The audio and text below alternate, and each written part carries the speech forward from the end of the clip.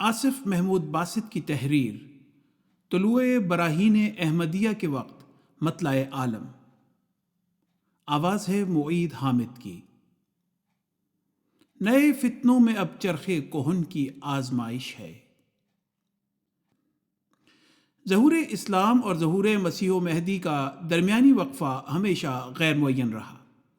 پیغمبر اسلام صلی اللہ علیہ وآلہ وسلم نے ظہور مسیح و مہدی کو قیامت کی نشانی قرار دیا، مگر قیامت کا معین وقت دریافت کیے جانے پر ہمیشہ لا علمی کا اظہار فرمایا کہ اس ساعت کا علم صرف خدا تعالیٰ کی ذات کو ہے. ایک کشف میں تو بعض انبیاء علیہ السلام سے خود حضور صلی اللہ علیہ وآلہ وسلم نے بھی دریافت فرمایا اور انہوں نے بھی لا علمی کا اظہار کیا. ہاں، وہاں سے بھی ظہور مسیح و مہدی ہی کو بطور نشانی پایا اور اسے بیان فرما دیا. اصحاب رسول صلی اللہ علیہ وآلہ وسلم کی بہت سی روایات کو پڑھ کر ایسا محسوس ہوتا ہے کہ الساعہ کے ظہور کے وقت کی تعین ہمیشہ ایک مرغوب فکری بحث رہی، مگر اسے مستقبل قریب کی توقعات میں رکھا گیا. مگر توقعات کا یہ سلسلہ سالوں اور دہائیوں پر پھیلتا ہوا صدیوں پر محیط ہوتا چلا گیا اور قیامت نہ آئی. مگر یہ کون کہتا ہے کہ قیامت نہ آئی؟ زیادہ درست تو یہ کہنا ہوگا کہ امت مسلمہ پر کون سی ایسی قیامت تھی جو نہ آئی. خود حضرت صلی اللہ علیہ وآلہ وسلم تو قیامت کو صدیوں کے فاصلے پر ہی دیکھتے تھے، ورنہ ہر صدی کے سر پر مجدد کے آنے کی خبر کا جواز نہ رہتا. اور پھر امت کے بگاڑ کا جو نقشہ پیش فرمایا وہ بھی صدیوں میں ہی آیا کرتا ہے. امت نے یہود کی طرح 70 سے زائد فرقوں میں تقسیم بھی تو 1-2 برس یا 1-2 دہائیوں میں نہ ہونا تھا. اس کے لیے بھی تو صدیاں درکار تھیں. اور اس تفرقے کے ظہور پذیر ہونے میں جو عوامل کار فرما ہونے تھے وہ علمیت کی متناہی سے جنم لیا کرتے ہیں. اس عرصے میں احادیث کے تدوین کا عظیم الشان کام ہوا. انہی روایات سے سیرت النبی صلی اللہ علیہ وآلہ وسلم ترتیب پائی. یوں قرآن اور حدیث اور سنت سے مکاتب فقہ وضع ہوئے. ان کے باہمی مباحث نے علم تفسیر کو جنم دیا. یونانی فلسفے کا رجحان بڑھا تو قرآن اور حدیث اور سنت اور اس سے جنم لینے والی تمام علوم تشکیک کی زد میں آئے. تشکیک نے فلسفیانہ اور منطقی مباحث کو جنم دیا. اور یوں امت مسلمہ نے وہ زمانہ بھی دیکھا جسے اسلامی تاریخ کا زرعی عہد کہہ کر یاد کیا جاتا ہے. اسی زرعی عہد میں سائنس مسلمانوں کے گھر کی لونڈی بنی، ریاضی بھی مسلمانوں ہی کے آنگن میں پروان چڑھا. کہیں دینی علوم تشکیک اور سائنس کی زد میں آئے، کہیں انہوں نے سائنس کو مسترد کیا. اس جھگڑے سے اکتا کر علوم و فنون کی دیوی اہل یورپ پر مہربان ہو گئی. وہی یورپ جو مسلمانوں کے عہد زرعی میں اندھیروں میں ڈوبا رہا، ادبدا کر کھڑا ہوا اور اس دور میں داخل ہو گیا جسے آج اہل مغرب رینائنسنس یعنی احیاء نو کے نام سے موسوم کرتے ہیں. یورپی رینائنسنس کی بنیادیں تشکیک پر اٹھائی گئی تھیں. یورپی بادشاہوں نے خود کو خدا کا چنیدہ قرار دیا اور خدا کے نام پر استحصال کی انتہا کو چھو لیا. یہاں تک کہ مزدور اور عامت الناس نے جب بادشاہوں کے روحانی منصب کو مسترد کیا تو ساتھ ہی خدا کو بھی مسترد کر دیا کہ اسی کے نام پر استحصال کا یہ کارخانہ چلتا اور پنپتا رہا تھا. یوں مذہب سے بیزاری کی فضا نے یورپی ذہن کو اپنے شکنجے میں لے لیا اور بہت سی فکری تحریکوں نے جنم لیا.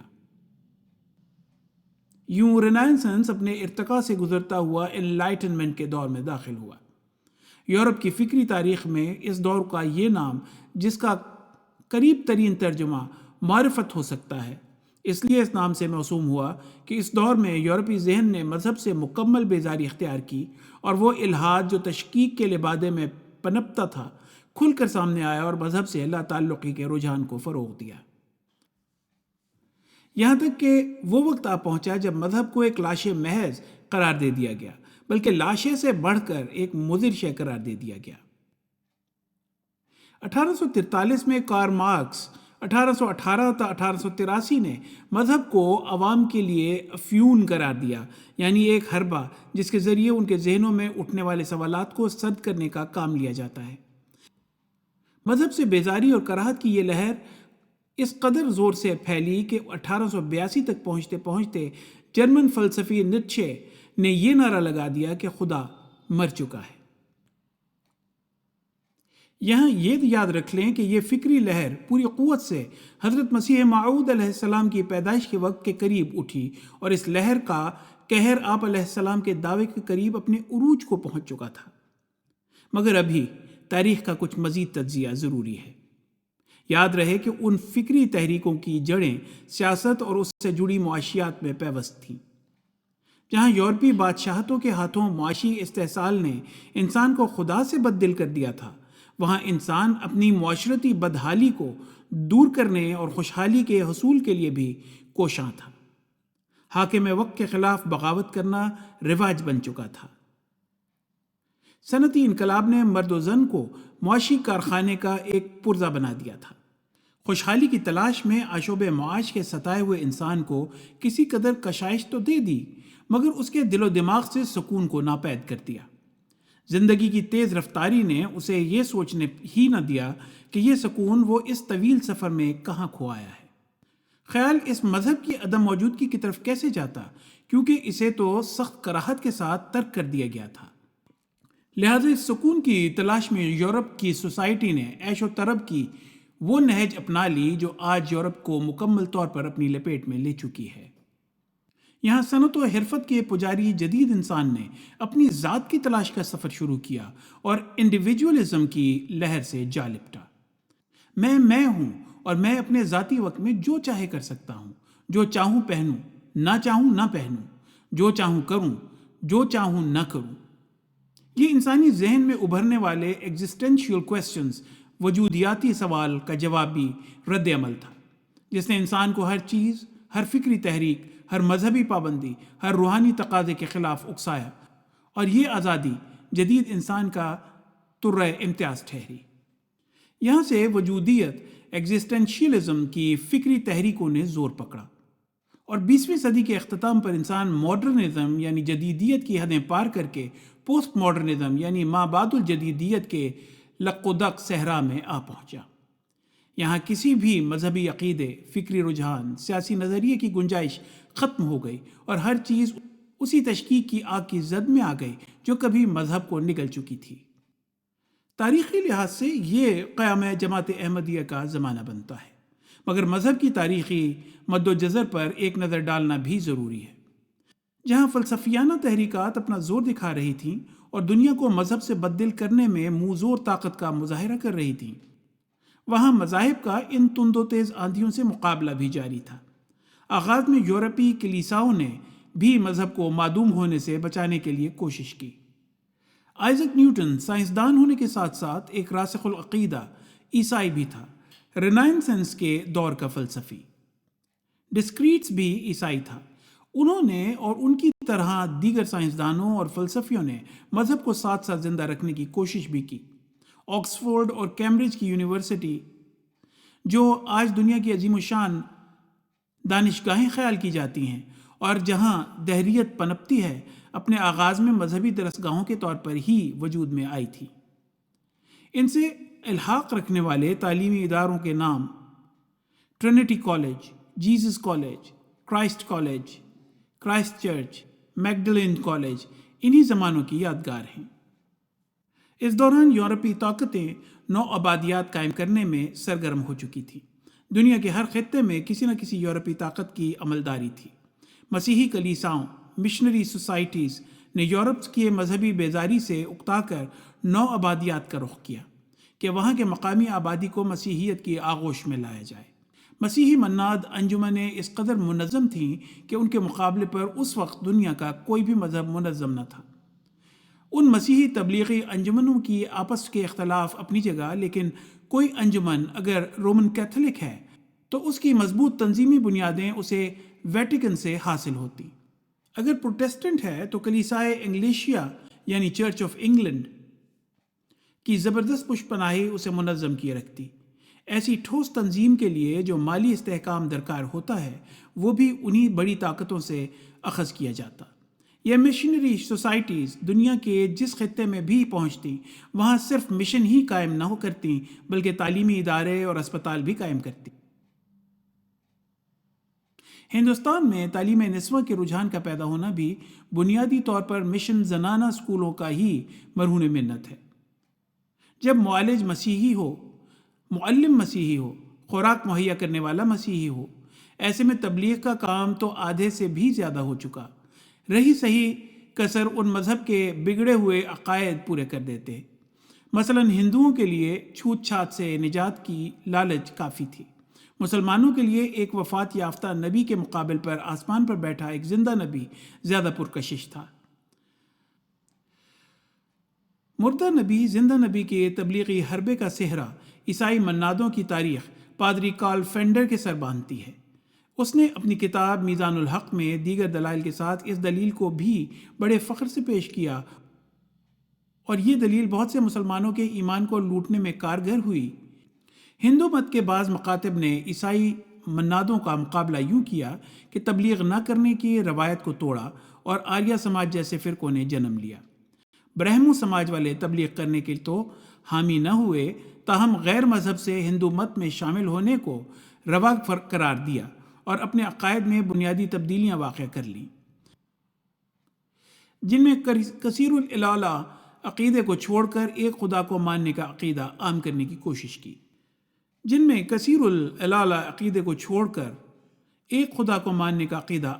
کوشش کی۔ یہ اس دور کی بات ہے جب حضرت مسیح موعود علیہ السلام سیالکوٹ میں بسلسلہ ملازمت مقیم اور عیسائی منادوں سے مباحثوں میں مشغول تھے۔ یعنی ہندوستان میں 1860 کی دہائی الحاد اور ارتداد کی موج کے عروج کا زمانہ تھا، یعنی 1857 کے غدر کے فوری بعد کا زمانہ۔ غدر کے ارد گرد کے زمانے میں ہندوستان کے مذہبی حلقوں، بالخصوص مسلمان حلقوں میں ایک نئی دینی سیاسی بحث اپنے عروج پر پہنچی۔ غیر ملکی حکمران کے خلاف جذبات تو پائے ہی جاتے تھے، غیر مسلم حکمران کے زیر تسلط رہنے میں اس سیاسی صورتحال کو ایک دینی نہج دے دی۔ یعنی ہندوستان دارالاسلام ہے یا دارالحرب، یعنی انگریز عیسائی حکمران کے خلاف جہاد کا سوال۔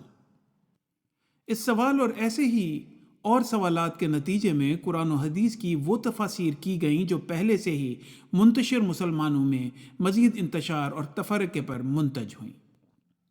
قرآن کریم فکری مباحث کی زد میں آیا اور آیات قرآنی کی ناسخ و منسوخ ہونے کی بحث کو اجاگر کیا گیا، تو مسلمانوں کے لیے تشکیک کے نئے دروازے کھلے۔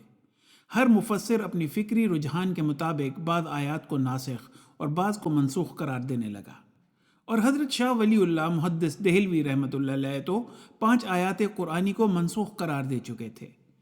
یہ تمام کوششیں جس بھی نیت اور ارادے سے کی گئیں، اصل بنیاد قرآن کو عصر جدید میں قابل عمل ثابت کرنا اور اسلام کو ہر دور کے لیے بہترین اور آخری مذہب قرار دینا تھا، یا مغربی فکر کے زوراور حملوں کا جواب تراشنے کے لیے، یا پھر اسلام کو مغربی فکر سے ہم آہنگ کرنے کی خاطر۔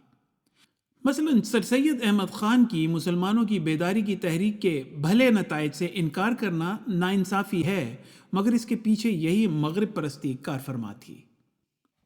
بس ایسے الجھاؤ میں کیا اسلامی ہے، کیا غیر اسلامی، کیا درست ہے، کیا غیر درست، یہ سب مسائل علماء اور مفکرین کی آراء پر آ کر ٹھہر چکے تھے۔ سبھی اپنے دانست میں درست تھے اور دوسرے کے تئیں غیر درست۔ ایسے میں کسی ایسے فیصلے کی ضرورت تھی جو آراء سے بالاتر ہو اور حتمیت کے ساتھ اسلامی، غیر اسلامی اور درست غیر درست کا محاکمہ کر سکے۔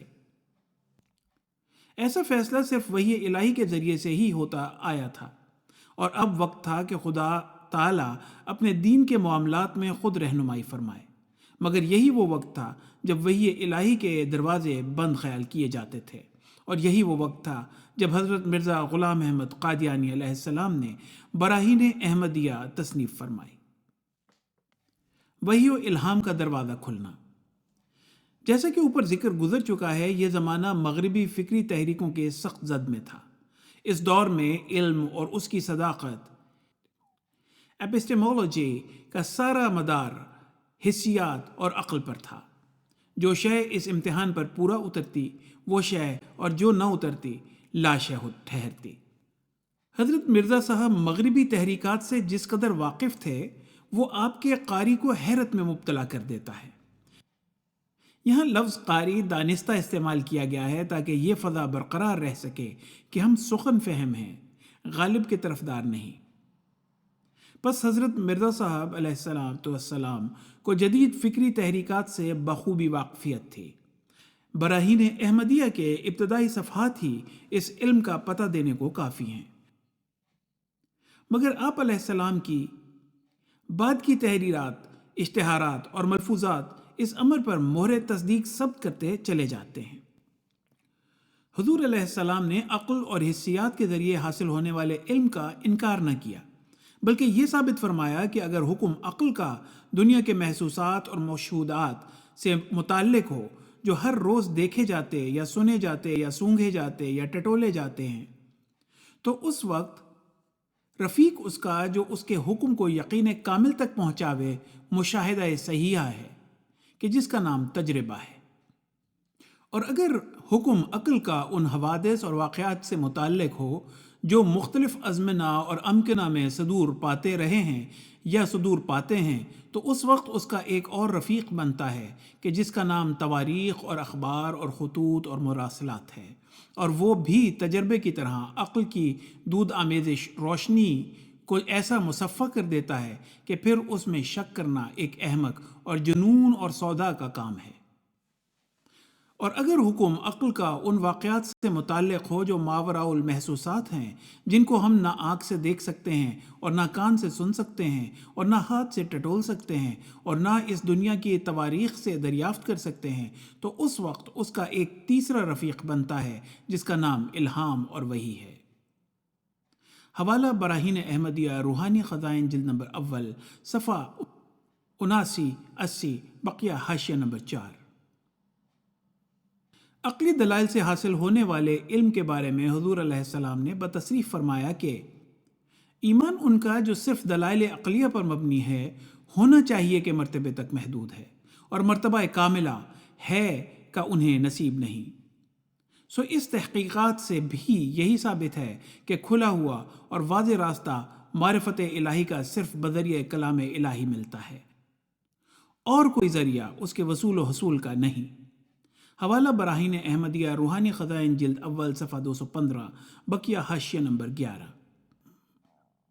جہاں مسلمان علماء دیگر مذاہب کے اسلام پر اعتراضات کے جواب دینے میں اپنی عقلی دلائل پر تکیہ کیے ہوئے تھے اور غیروں کے حملے سے ہراساں مسلمانوں کے ذہنوں میں اٹھنے والے سوالات پر اپنی ہی رائے پر انحصار کیے بیٹھے تھے، جہاں تمام مذاہب دلیل کی بنیاد پر آپس میں نبرد آزما ہو رہے تھے، جہاں عقل پرست مفکرین عقل کی بنیاد پر مذہب کو ایک غیر ضروری اور ناقابل عمل شے قرار دے چکے تھے، وہاں وحی و الہام کا دروازہ کھول کر حضرت مرزا صاحب علیہ السلام نے علمیات یعنی ایپسٹیمولوجی کو ایک نئی نہج عطا کی، اور یوں دنیائے مذہب اور مکاتیب فکر کے لیے ایک نئے میدان کی راہیں کھول دیں۔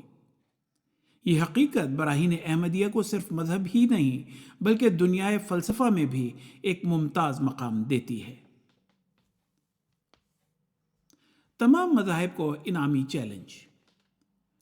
براہین احمدیہ پر بات کرتے وقت ایک بات کبھی فراموش نہیں ہونی چاہیے کہ اس کتاب کا مکمل نام البراہین الاحمدیہ علی حقیقت الکتاب اللہ القرآن والنبوۃ المحمدیہ رکھا گیا تھا۔ اس کتاب کی تصنیف کے پیچھے صرف دیگر مذاہب کو گمراہ شدہ اور گمراہ کن ثابت کرنا ہی نہیں تھا، بلکہ دراصل مغربیت کا سد باب کرنا تھا جس کے آگے اسلام ہی نہیں بلکہ تمام مذاہب گھٹنے ٹیکے بیٹھے تھے۔ آپ حصہ اول کے آغاز میں اس خطرے کا اظہار فرماتے ہیں کہ تھوڑی ہی مدت میں اس قدر شعار اسلام کا ناپدید ہو جائے کہ بجائے سلام مسنون کے گڈ بائی اور گڈ مارننگ کی آواز سنی جائے۔ حوالہ براہین احمدیہ روحانی خزائن جلد اول صفحہ 8۔ حضرت مسیح موعود علیہ السلام نے آغاز ہی میں اس کتاب کی ضرورت اور اہمیت خود یوں بیان فرمائی کہ اگرچہ بہت سی کتب دفاع اسلام میں لکھی گئی ہیں، مگر وہ مخصوص مذاہب اور ان کی مخصوص فرقوں کو مخاطب کر کے لکھی گئی، اور ان سے وہی خاص قوم فائدہ اٹھا سکتی ہے کہ جن کے مقابل پر وہ تعریف پائی ہے۔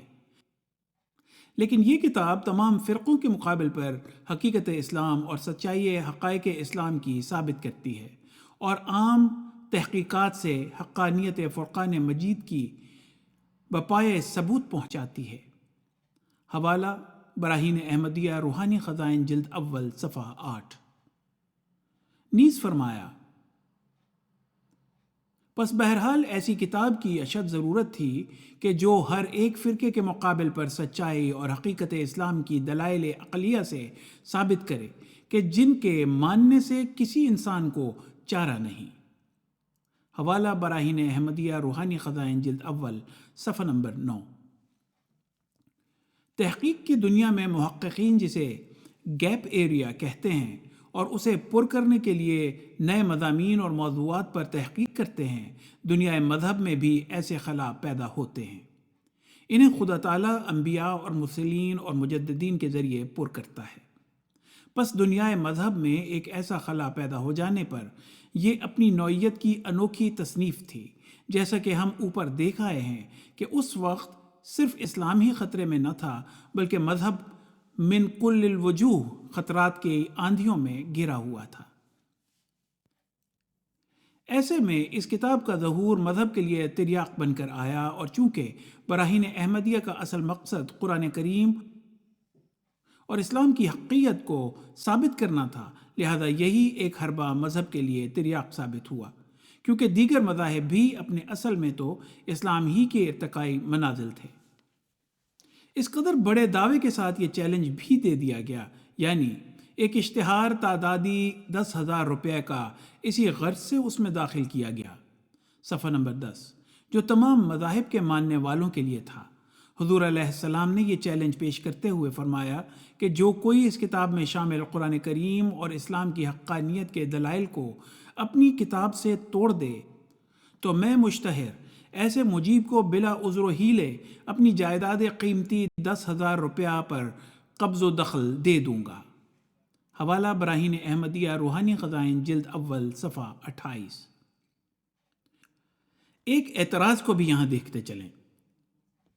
حضرت مرزا صاحب علیہ السلام کے مخالفین کا کہنا ہے کہ براہین احمدیہ حصہ اول کے صفحہ 24 سے اس حصے کا اختتام یعنی صفحہ 52 تک کی تحریرات نہایت جلی حروف میں لکھی گئی ہیں، اس قدر جلی حروف میں کہ ایک ایک صفحے پر بمشکل 7 سطریں آئی ہیں۔ ہمارے اس مضمون کی غرض اعتراضات کا جواب دینا نہیں، تاہم اس قدر کہہ دینا ضروری ہے کہ اس دور میں جو علماء کرام دفاع اسلام کی کوشش میں مصروف تھے، کیا ان میں سے کسی نے بھی اس نوعیت کا چیلنج مخالفین اسلام کو دیا؟ کیا کوئی بھی عقلی دلائل سے اوپر اٹھ کر اس سطح تک گیا کہ اپنی جائیداد کا بڑا حصہ یا چھوٹا حصہ ہی صحیح اسلام کی خاطر دینے کو تیار ہو گیا ہو؟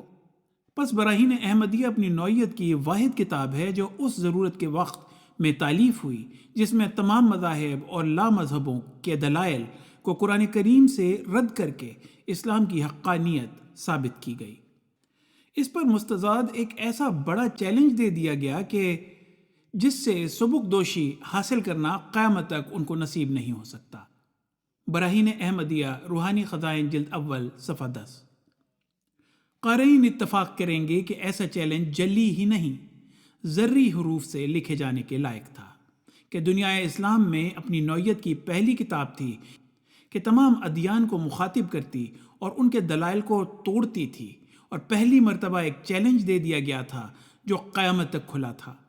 ہمارے علم میں نہیں کہ کسی نے آج تک اس چیلنج کو معین کردہ اصولوں کے مطابق قبول کیا ہو۔ عقل پرستی اور عقائد فاسدہ میں غیر معمولی اضافہ۔ جب حضرت مرزا صاحب علیہ السلام نے براہین احمدیہ تصنیف فرمانی شروع کی تو بہت سو نے اعتراض کیا کہ آخر اس کتاب کی ضرورت کیا ہے جبکہ دفاع اسلام میں بڑی بڑی کتب موجود ہیں۔ اس کا جواب حضور علیہ السلام نے براہین احمدیہ کے حصہ دوم میں دیا اور فرمایا کہ جن انواع و اقسام کے مفاسد نے آج کل دامن پھیلا رکھا ہے ان کی صورت پہلے فسادوں کی صورت سے بالکل مختلف ہے۔ وہ زمانہ جو کچھ عرصہ پہلے اس سے گزر گیا وہ جاہلانہ تقلید کا زمانہ تھا، اور یہ زمانہ کہ جس کی ہم زیارت کر رہے ہیں یہ عقل کی بد استعمالی کا زمانہ ہے۔ پہلے اس سے اکثر لوگوں کو نامعقول تقلید نے خراب کر رکھا تھا، اور اب فکر اور نظر کی غلطی نے بہتوں کی مٹی پلید کر دی ہے۔ یہی وجہ ہے کہ جن دلائل عمیقہ اور براہین قاطعہ لکھنے کی ہم کو ضرورتیں پیش آئیں، وہ ان نیک اور بزرگ عالموں کو کہ جنہوں نے صرف جاہلانہ تقلید کا غلبہ دیکھ کر کتابیں لکھی تھیں پیش نہیں آئی تھی۔ ہمارے زمانے کی نئی روشنی کہ خاک بر فرق این روشنی نو آموزوں کی روحانی قوتوں کو افسردہ کر رہی ہے۔ ان کے دلوں میں بجائے خدا کی تعظیم کے اپنی تعظیم سما گئی ہے، اور بجائے خدا کی ہدایت کے آپ ہی ہادی بن بیٹھے ہیں۔ اگرچہ آج کل تقریباً تمام نو آموزوں کا قدرتی میلان وجوہات عقلیہ کی طرف ہو گیا ہے، لیکن افسوس کہ یہی میلان بباعث عقل ناتمام اور علم خام کے بجائے رہبر ہونے کے رہزن ہوتا جاتا ہے۔ حوالہ براہین احمدیہ روحانی خزائن جلد اول صفحہ 67۔ بس اس کتاب کی ایک خصوصیت حضور علیہ السلام نے یہاں خود بیان فرما دی، یعنی عقل پرستی جس کا خمیر مغربی فکری تحریکوں سے اٹھا تھا، ہر طرف اپنی پر پھیلا رہی تھی اور اپنے پنجوں میں مذہب کو بھی دبوچنے میں کافی حد تک کامیاب ہو چکی تھی۔ جیسے کہ ابتدائیہ کی طویل بحث سے ثابت کیا جا چکا ہے، ایسا دور جس میں مذہب سے کلیتاً بیزاری ظاہر کر دی گئی ہو کبھی پہلے ظہور میں نہ آیا تھا، اور ہر بیزاری کو منظم طریق پر عام کرنے کی کوشش بھی تاریخ میں کہیں موجود نہیں۔ پھر یہی نہیں کہ مغربی مفکرین صرف چائے خانوں میں بیٹھ کر مذہب سے بیزاری کا اظہار کر کے خوش ہو جاتے ہوں۔ مذہب کے خلاف یہ مہم ہر سطح پر زور پکڑ چکی تھی، اگرچہ فلسفہ اور سائنس اس مہم کے پیش امام ٹھہرے تھے۔ پس اگر براہین احمدیہ کو ہستی باری تعالیٰ پر ایمان کو برقرار رکھنے کی ایک کوشش کے طور پر بھی دیکھا جائے تو یہ اپنے دور کی ایک بے مثال کتاب ٹھہرے گی۔ بلکہ یوں کہنا بھی غلط نہ ہوگا کہ اگر یہ کتاب یہ کام بھی نہ کر سکتی تو یقیناً یہ بھی باقی کتابوں کے ساتھ طاق پر رکھ چھوڑنے کے لائق ٹھہرتی۔ لامذہبیت کے پروں میں تازہ ہوا بھرنے والا ایک سائنسی نظریہ تھا جو ڈارون ایوولوشن کا نظریہ کہلاتا ہے۔ چارلز ڈارون نے یہ نظریہ اپنی تحقیق اوریجن آف سپیشیز میں پیش کیا تھا، جو 1859 میں شائع ہو کر منظر عام پر آئی تھی۔ جہاں انسان ارتقاء کی منازل سے گزرتا ہوا بندر سے اپنی موجودہ حالت کو پہنچا ہو، وہاں تخلیق آدم کی ببلیکل کہانی، جس کی تصدیق قرآن کریم بھی کرتا ہے، کا کوئی جواز باقی نہ رہتا تھا۔ یوں ڈارون کے نظریے ارتقاء کے ذریعے مذہب پر ایک اور کاری ضرب لگی، اور کلیسا کی یہ بلند و بالا عمارت لرز کر رہ گئی۔ اور عیسائیت کیا، یہی حربہ اسلام اور دیگر تمام مذاہب کے خلاف استعمال ہو سکتا تھا، اور ہوا۔ یہ نظریہ قرآن کریم میں بیان فرمودہ تخلیق آدم کی کہانی پر ہی کاری ضرب نہ تھا، بلکہ قرآنی علمیات یعنی قرآنک ایپسٹومولوجی پر بھی ایک سوالیہ نشان تھا۔ اگر انسان بندر سے ترقی کرتا کئی صدیوں کے سفر میں انسان بنا تھا تو وَعَلَّمَ الْآدَمَ الْأَسْمَاءَ كُلَّهَا کی بنیاد ہی ٹوٹ جاتی ہے۔ ایک بنیاد کے ٹوٹ جانے سے قرآنک کریشنزم یعنی قرآنی نظریہ تخلیق درہم برہم ہو جاتا، اور یوں ہستی باری تعالیٰ کی اسلامی بنیاد کو گزند پہنچتا۔ یوں انسانی بولی یعنی زبان کی ابتدا کے ساتھ لسانیات کی ایک اہم بحث جڑی ہوئی ہے، جو ہستی باری تعالیٰ کی بحث میں جا نکلتی ہے۔ لسانیات کی بحثوں نے ڈارون کے نظریہ ارتقاء سے ہی جنم لیا۔ عصر حاضر میں لسانیات کے میدان کا مرد میدان نیوم چومسکی کو خیال کیا جاتا ہے۔ چومسکی جو خود ڈارون کے نظریہ ارتقاء کا حامی ہے، مگر یہ کہنے پر مجبور ہے کہ انسانی بولی ایک بے مثال مظہر قدرت ہے، اور اس صلاحیت کی ہم پلہ کوئی صلاحیت جانوروں کی دنیا میں موجود نہیں۔ نیز یہ کہ یہ کہنا کہ انسانوں اور جانوروں کے درمیان حائل یہ خلیج کبھی طے ہو سکے گی، ناممکنات میں سے ہے۔ اسی طرح عصر جدید ہی میں صف اول کے دہریہ اور ایوولوشنسٹس انسانی بولی کے آغاز کو سمجھنے سے قاصر رہ جانے کا اقرار کرتے ہیں۔ مثلا رچرڈ ڈاکنز اپنی کتاب انویونگ دی رینبو اور ڈیکن ٹیرنس اپنی کتاب دی سمبولک اسپیشیز میں حضور علیہ السلام اس معاملے پر قطعیت کے ساتھ فرماتے ہیں کہ بعض لوگ اس دھوکے میں پڑے ہوئے ہیں کہ بولی انسان کی ایجاد ہے۔ براہین احمدیہ روحانی خزائن جلد اول صفحہ 344۔ اگر کوئی یہ وہم پیش کرے کہ جس طرح طبعی طور پر خدا تعالیٰ بولیوں میں ہمیشہ تغیر و تبدیلی کرتا رہتا ہے، کیوں جائز نہیں کہ ابتدا میں بھی اسی طور پر بولیاں ایجاد ہو گئی ہوں اور کوئی خاص الہام نہ ہوا ہو؟ تو اس کا جواب یہ ہے کہ ابتدائی زمانہ کے لیے عام قانون قدرت یہی ہے کہ خدا نے ہر یک چیز کو اپنی قدرت محض سے پیدا کیا تھا۔ آسمان اور زمین اور سورج اور چاند اور خود انسان کی فطرت پر نظر کرنے سے معلوم ہوگا کہ وہ ابتدائی زمانہ محض قدرت نمائی کا زمانہ تھا، جس میں اسباب متعددہ کی ذرا آمیزش نہ تھی۔ اور اس زمانے میں جو کچھ خدا نے پیدا کیا وہ ایسی اعلیٰ قدرت سے کیا جس میں عقل انسان حیران ہے۔ زمین، آسمان اور سورج و چاند وغیرہ اجرام پر نظر ڈال کر دیکھو کہ کیوں کر اتنا بڑا کام بغیر مدد اسباب اور معمار اور مزدوروں کے محض ارادے سے بمجرد حکم کے انجام دے دیا۔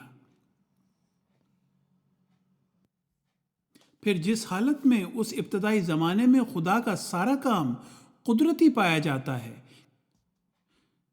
کہ جو آمیزش طبیعت اور سبب سے بکلی پاک اور خالص ربانی ارادے سے نکلا ہو، تو پھر کیوں کر بے ایمانوں کی طرح بولیوں کے بارے میں خدا کو اس بات سے عاجز سمجھا جائے کہ جس طرح اس نے تمام چیزوں کو محض قدرت سے پیدا کیا تھا، وہ بولیوں کے پیدا کرنے پر قدرت نہیں رکھتا تھا۔ جس نے خود انسان کو بغیر ماں اور باپ کے پیدا کر کے اپنی قدرت تامہ کا ثبوت دے دیا ہے، پھر بولیوں کے بارے میں کیوں اس کی قدرت کو ناقص خیال کیا جائے؟ حوالہ براہین احمدیہ روحانی خزائن جلد اول صفحہ 379 تا 394۔ حضرت مسیح موعود علیہ السلام نے لسانیت اور اس کی جدید شاخ سوشو لنگوسٹکس معاشرتی لسانیات کے ممکنہ مسائل کو بھی یوں حل فرمایا کہ یہ بحث خود ہستی باری تعالیٰ کی دلیل بن گئی۔ اور اگر کسی کے دل میں یہ وہم گزرے کہ اب جنگلی آدمیوں کو جو بے زبانی کی حالت میں محض اشارات سے گزارا کرتے ہیں، کیوں بذریعہ الہام کے کسی بولی سے مطلع نہیں کیا گیا، تو یہ خدا کی صفات کی ایک غلط فہمی ہے۔ کیونکہ القاء اور الہام ایسا امر نہیں کہ جو ہر جگہ بے جا بلا لحاظ مادہ قابلہ کے ہو جایا کرے، بلکہ القاء اور الہام کے لیے مادہ قابلہ کا ہونا نہایت ضروری شرط ہے، اور دوسری شرط یہ بھی ہے کہ اس الہام کے لیے ضرورت حق کا بھی پائی جائے۔ ابتدا میں جب خدا نے انسان کو پیدا کیا، اس وقت بذریعہ الہام بولیوں کی تعلیم کرنا ایسا امر تھا کہ جن میں دونوں طرح کی شرائط موجود تھی۔ اول ذاتی قابلیت پہلے انسان میں جیسا کہ چاہیے الہام پانے کے لیے موجود تھی، دوسری ضرورت حقہ بھی الہام کی متقاضی تھی، کیونکہ اس وقت بجز خدا تعالیٰ کے اور کوئی حضرت آدم کے لیے رفیق شفیق نہ تھا کہ جو ان کو بولنا سکھاتا۔ آدم کے لیے بجز ایک خدا کے اور کوئی نہ تھا جو اس کو بولی سکھاتا اور ادب انسانیت سے ادب آموز کرتا۔ حوالہ براہین احمدیہ روحانی خزائن جلد اول صفحہ 427 تا 438۔ یہاں یہ بات ذہن نشین رکھنے کے لائق ہے کہ سوشو لنگوسٹکس کا علم براہین احمدیہ کے بہت بعد میں متعارف ہوا۔ تفصیل کے لیے دیکھیں سوشو لنگوسٹکس ان انڈیا از تھامس کیلن ہڈسن، مطبوعہ بار اول 1939۔ حضرت مرزا صاحب نے لسانیات کی اس اہم بحث پر محاکمہ کرتے ہوئے فرمایا کہ تعلیم زبان کی خدا کی طرف سے ہے، پس حروف اور الفاظ مفردہ بھی خدا ہی نے انسان کو سکھائے ہیں۔ انسان نے ان کو اپنی عقل سے ایجاد نہیں کیا۔ جس بات کو انسان ایجاد کرتا ہے وہ صرف ترکیب کلمات ہے۔ حوالہ براہین احمدیہ روحانی خزائن جلد اول صفحہ 150 حاشیہ نمبر 11۔ ترکیب کلمات کو لسانیات میں سنٹیکس کے اصطلاح سے موسوم کیا جاتا ہے۔ سائنسدان اس بات پر بھی متفق ہو چکے ہیں کہ انسان کے سوا کسی جاندار میں، یہاں تک کہ اس کے مبینہ جد امجد بندروں یا بنمانسوں کے قبیل، زبان سکھانے یا سنٹیکس پیدا کرنے کی کوششیں ناکام رہی ہیں۔ حوالہ کارنر سٹون بیبلز از ڈیریک بکرٹن۔ پس ترکیب کلمات کو انسانی شرف قرار دے کر بھی ہستی باری تعالیٰ کا ثبوت مہیا فرمایا، جسے آج کے سائنسدان بھی قبول کرنے پر مجبور ہیں کہ یہ صلاحیت بھی انسان کے سوا کسی جاندار میں نہیں۔ یوں لسانیات کی حدود پر پھیل کر حضرت مسیح موعود علیہ السلام کی بیان فرمودہ یہ بحث کریشنسٹ ایولیوشنسٹ مباحثے کے لیے بھی ٹھوس علمی بنیاد فراہم کرتی ہے۔ جس دور میں براہین احمدیہ منظر عام پر آئی، اس دور میں کسی اور مسلم عالم یا مفکر نے الحاد اور دہریت کی نبض کو یوں ٹٹولا اور سمجھا ہو تو قارئین ضرور مطلع فرمائیں، ورنہ تب تک اس کتاب کو اپنی نوعیت کی واحد کتاب تسلیم کریں۔ نفسیات کے جدید مباحثے کے لیے رہنما اصول۔ کہتے ہیں مغربی فکر نے دنیا میں 3 بڑے انقلاب برپا کیے۔ ایک کوپرنیکس کے ہیلیوسینٹرک نظریہ کائنات نے، دوسرے ڈارون کے نظریہ ارتقاء نے، اور تیسرے سگمنڈ فرائیڈ کے نظریہ تحلیل نفسی یعنی سائیکو انالیسز نے۔ مؤخر الذکر نظریہ یعنی سگمنڈ فرائیڈ کے نظریہ تحلیل نفسی نے علم نفسیات کا رخ مکمل طور پر موڑ دیا، جب اس نے انسان کی شخصیت پر شعور کی بالادستی کو غلط ثابت کرتے ہوئے لاشعور کی بالادستی ثابت کی۔ اس کے نزدیک ہمارے لاشعور میں ہماری شخصیت کے اسرار و رموز پوشیدہ ہیں، اور ان کی رسائی نفسیاتی الجھنوں کو سمجھنے اور حل کرنے میں ممد ہو سکتی ہے۔ فرائیڈ کا لاشعور کی بالادستی کا نظریہ 1900 سے 1905 کے درمیان تشکیل پایا، جس میں اس نے انسانی ذہن کو ایک آئس برگ سے تشبیہ دے کر سمجھایا کہ انسانی شخصیت میں اس کا شعور ذہن تو ایک چھوٹا سا حصہ ہے جو سطح پر نظر آتا ہے، یعنی انسان کے اقوال و افعال کے ذریعے سے۔ نیچے کا تودہ لاشعور ذہن ہے جو ظاہری شعور ذہن سے کہیں بڑا اور وسیع تر ہے، اور انسانی شخصیت کے اصل اسرار و رموز وہیں پوشیدہ ہیں۔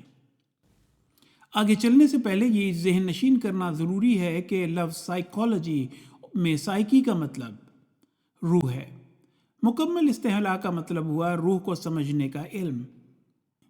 تعجب کی بات یہ ہے کہ انسان کو خدا کے انکار کرنے کے عمل میں روح کے تصور کو بھی تیاگنا پڑا، جبکہ اس دور میں ایک کثیر رقم سائیکالوجی سے متعلق تحقیقات پر خرچ کی جاتی ہے۔ موجودہ دور میں جس قدر اس کی اہمیت سامنے آئی ہے اور لوگ نئی سے نئی نفسیاتی الجھنوں کا شکار ہو رہے ہیں، اس سے پہلے کبھی بھی نہ ہوئے تھے۔ پس ہم فرائیڈ کے اس انقلاب آفرین نظریے سے قریب 2 دہائیاں پیچھے چلتے ہیں اور مؤلف براہین احمدیہ حضرت مرزا صاحب کے نظریات پر ایک نظر ڈالتے ہیں۔ حضور نے انسانی جسم کے نظام کے مساوی جاری و ساری ایک اور نظام کا ذکر فرمایا جو آب گم کی طرح جسم کی سطح سے پوشیدہ مگر ساتھ ساتھ چلتا ہے۔ یہ بات بتوجہ تمام یاد رکھنی چاہیے کہ جسے خدا نے امراض بدنی کے لیے بعض ادویہ پیدا کی ہیں اور عمدہ چیزیں جیسے تریاق وغیرہ انواع و اقسام کے علام اسقام کے لیے دنیا میں موجود کی ہیں، اسی طرح خداوند کریم نے نفوس طیبہ ان مقربین میں بھی روز ازل سے یہ خاصیت ڈال رکھی ہے کہ ان کی توجہ اور دعا اور صحبت اور عقدہ ہمت بشرط قابلیت امراض روحانی کی دوا ہے۔ جس طرح اس جائے اسباب میں قانون قدرت حضرت احدیت کا یہی ہے کہ جو شخص پانی پیتا ہے وہی پیاس کی درد سے نجات پاتا ہے، اور جو شخص روٹی کھاتا ہے وہی بھوک کی دکھ سے خلاصی حاصل کرتا ہے۔ اسی طرح عادت الہیہ جاری ہے کہ امراض روحانی دور کرنے کے لیے انبیاء اور ان کے کامل تابعین کو ذریعہ اور وسیلہ ٹھہرا رکھا ہے۔ انہی کی صحبت میں دل تسلی پکڑتے ہیں اور بشریت کی علائشیں روب کمی ہوتی ہیں اور نفسانی ظلمتیں اٹھتی ہیں۔ حوالہ براہین احمدیہ روحانی خزائن جلد اول صفحہ 354 تا 356، حاشیہ نمبر 2۔ مائنڈ باڈی ریلیشن شپ فلسفہ اور علم نفسیات کا ایک مرغوب موضوع رہا ہے۔ مذہب کی زبان میں بلکہ سائیکالوجی کی زبان میں بھی اسے روح اور بدن کے رشتے کے طور پر پرکھا جاتا ہے۔ بیہیویئرلسٹس مکتب فکر سے تعلق رکھنے والے ماہرین نفسیات کا کہنا ہے کہ ذہن اور روح کی بحث میں جانا عبث ہے اور جو کچھ جسمانی مظاہر ہوں ان کے مطابق نفسانی الجھنوں کا علاج کرنا چاہیے۔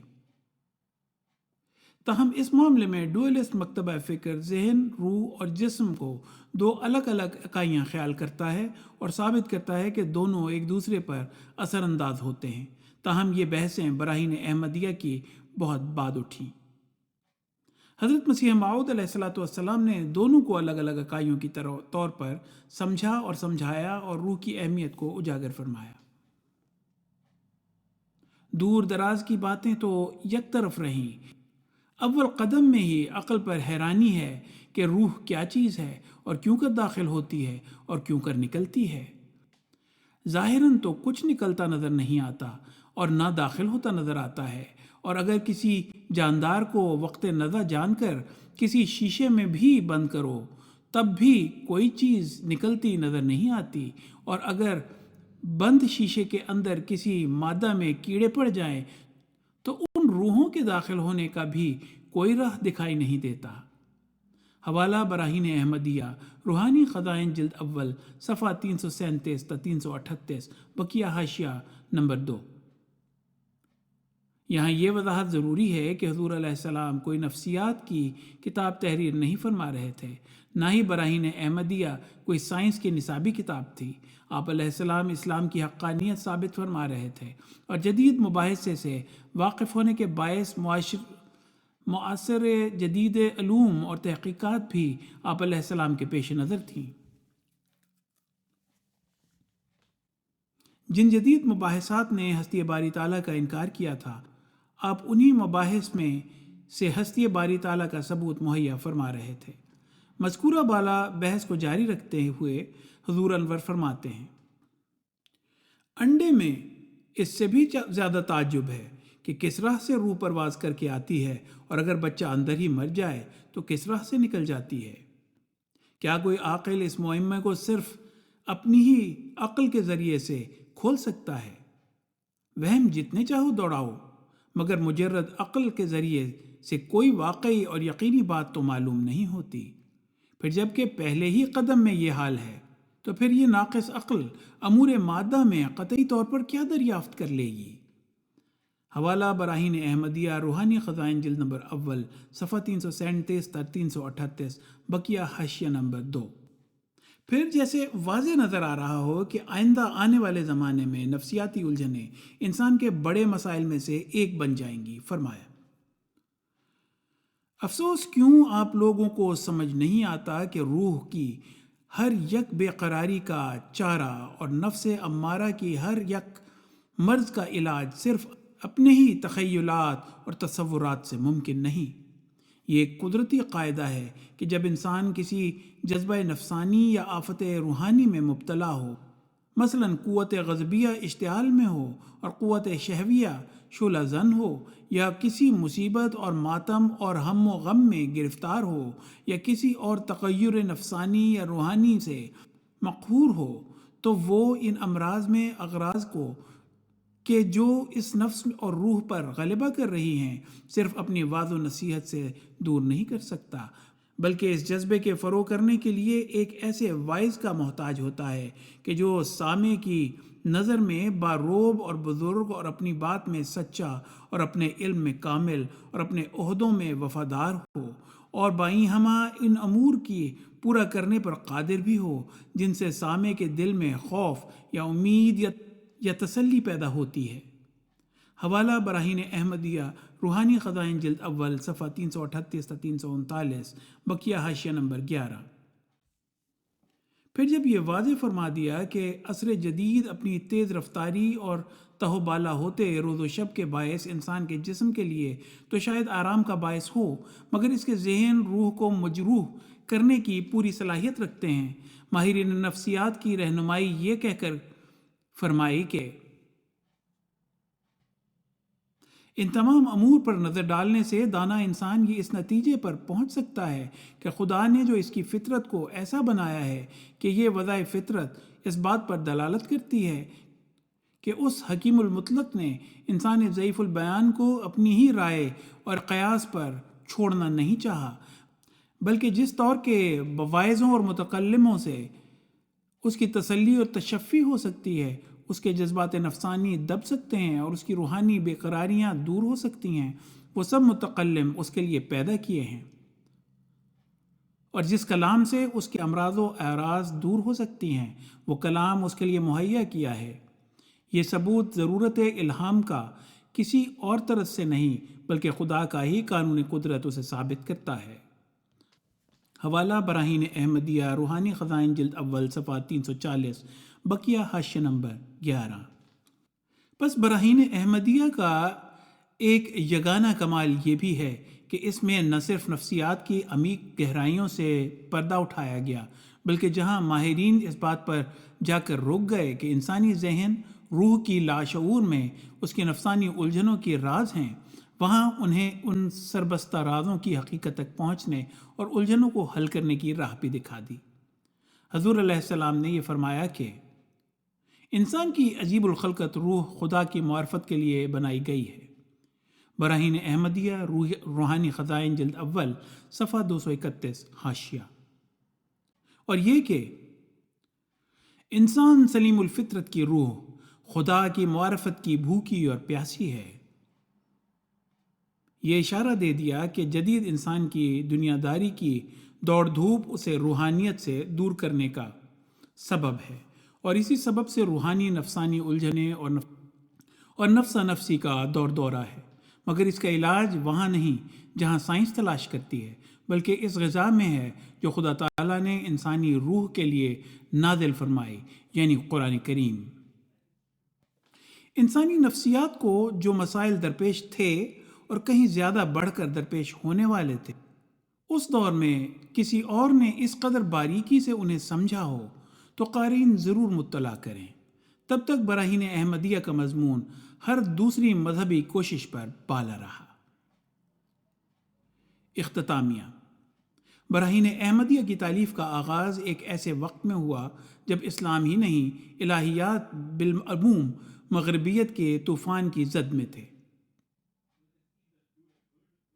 حضرت مسیح موعود علیہ السلام نے اس کتاب کی تالیف کے ذریعے وہ خدمت سر انجام دی جو مذہب کی ٹمٹماتی شمع کی حفاظت کا کام کر گئی۔ اس تصنیف کے شمائل پر بہت کچھ لکھا جا چکا ہے۔ اسی شمارے میں آپ کے سامنے اس عظیم تصنیف کے عظیم پہلو بیان ہوئے ہیں۔ کچھ امور کا ذکر اس مضمون میں کیا گیا، مگر اس تصنیف لطیف کی اتھاہ گہرائیوں سے بہت سے موتی ہیں جو وقت کے ساتھ ساتھ سامنے آتے رہیں گے۔ اس کتاب اور اس کے مؤلف کی جماعت کی عظمت کا اعتراف ولفرڈ کینٹویل اسمتھ نے یہ کہہ کر کیا کہ It arose as a protest against Christianity and the success of Christian proselytization, a protest also against Sir Sayyid's rationalism and westernization, and at the same time as a protest against the decadence of the prevailing Islam. Islam in Modern History, page 324. اس مارکۃ الآراء تصنیف میں حضرت مسیح موعود علیہ السلام نے مسلمانوں کا قبلہ درست کرنے کا زبردست کام کیا۔ مثلاً انفاق فی سبیل اللہ کے فلسفے کو نئی جہت عطا فرمائی۔ اس وقت تک خدا کی راہ میں خرچ کرنا صرف مساجد بنانے اور غریب کو کھانا کھلا دینے تک محدود خیال کیا جاتا تھا۔ حضور علیہ السلام نے مسلمانوں کو بتایا کہ اس وقت دین پر حملہ دلائل و براہین کے ذریعے سے ہو رہا ہے، چھاپا خانے کی مدد سے گویا یہ حملے گھر گھر پر ہو رہے ہیں۔ ضرورت اس بات کی ہے کہ اسلام کے دفاع میں دلائل و براہین یکجا کیے جائیں اور انہیں تباہ کروا کر عام کیا جائے، تب مسلمانوں کا ڈگمگاتا ہوا ایمان تسلی پکڑے اور مستحکم ہو۔ معترضین کے لیے یہ اعتراض بھی کر لینا بڑا آسان ہے کہ حضرت مرزا صاحب علیہ السلام نے براہین احمدیہ کے 50 حصے لکھنے کا ارادہ ظاہر کیا تھا، پھر 5 جلدوں پر ہی کیوں رک گئے؟ اس اعتراض کا جواب بھی اس کتاب کے عنوان میں مضمر ہے۔ یعنی حضور علیہ السلام نے جو عمر بھر محنت شاقہ سے 80 سے زائد کتب تحریر فرمائیں، وہ سب حقیقت کتاب اللہ، القرآن و نبوت محمدیہ ہی کے کام کی توسیع تھیں۔